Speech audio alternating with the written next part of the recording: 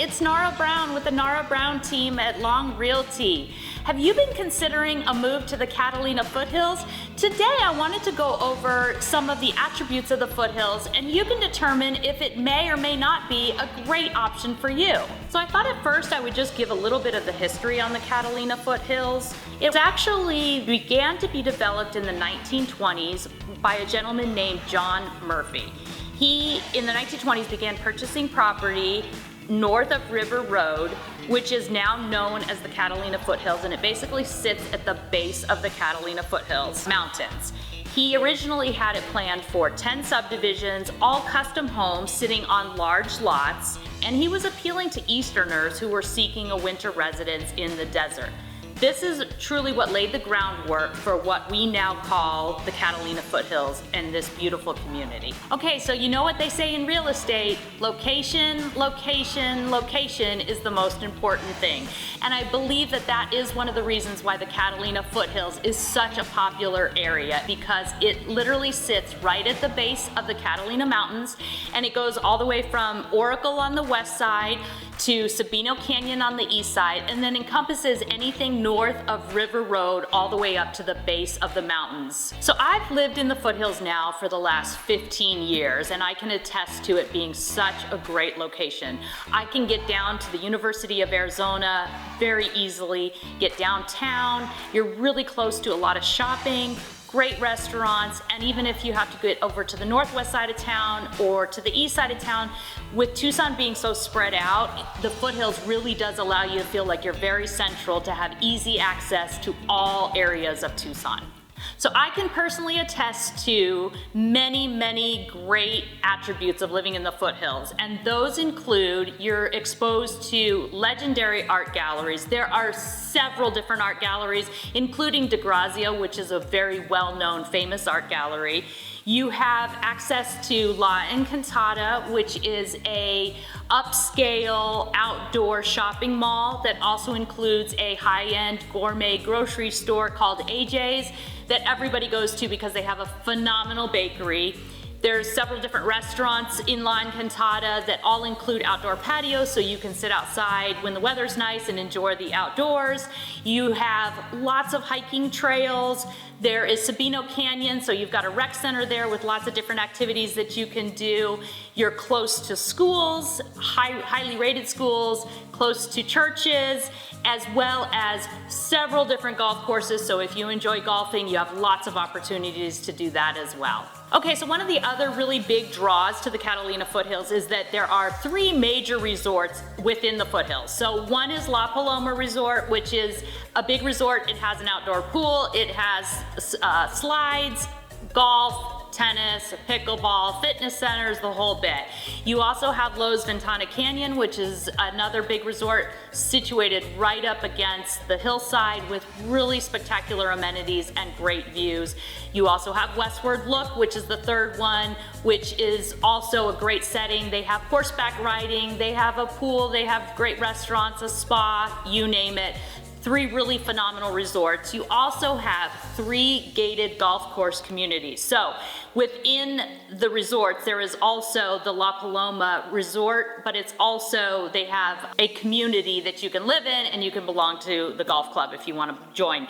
There's Ventana Canyon, which is also has many different types of homes, everything from little golf villas all the way up to multi-million-dollar custom homes. And then you have Skyline Country Club, which is a phenomenal setting. All of these are gated. Skyline Country Club's a little bit older. It goes up and down these hills and just has a really challenging golf course and phenomenal views. So those are some of the communities that really draw people into the foothills. So one of the things that I really love about living in the foothills is that the vast majority of the homes are custom homes. So you have lots of different styles of the homes, and you're gonna have everything from most of the homes are going to sit on a ½ acre to an acre, and a lot of the homes were built in the 50s and the 60s, so they have that true, authentic sort of Arizona Southwest style. Lots of them were built with adobe. They have that territorial feel to them, very custom feeling and very sort of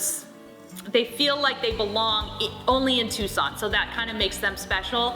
The other thing is you can literally have homes that in the foothills that were built in the 1930s all the way up to brand new construction, where there's some that are very contemporary and people have bought lots and are building custom. I personally am sitting in my house, which was built in 2007, so it's got a little bit more of a modern feel. But the great thing about the majority of homes in the foothills is they're very strict with maintaining a certain amount of natural vegetation. So it really provides a lot of privacy. You're still gonna get really nice desert views, mountain views, city views, and a lot of the homes will have a little bit of all of that. So that is another thing that makes it really special, is just that you've got nice large lots, all the homes are custom, and you've got really nice views from so many of the properties. Catalina Foothills has about 23,000 homes, and I would say that the vast majority of those homes are gonna start in the 500,000s and going up from there. We're seeing a bit of a shift in the market now, but still most of those homes are gonna fall in that price range of 500,000 and going up to well over $1 million. There's still gonna be some that are on the lower side of things if they're a little bit smaller. We do have lots of townhomes and some different patio homes that you can get that are gonna be on the lower end of those things, but the vast majority of the homes are gonna be priced 500,000 and above. Are you a parent that's interested in a great school district? Then the Catalina Foothills might be a good option.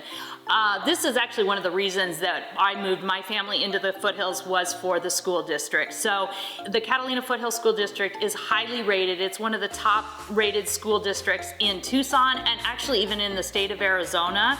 There are 4 different elementary schools, 2 middle schools, there's 1 high school, and there's even a preschool as part of the school district. So if you're looking for a really well-rated public school district, this might be a great option. So lastly, I just wanted to touch on something else that our family loves to do in the foothills, and that is visit Sabino Canyon.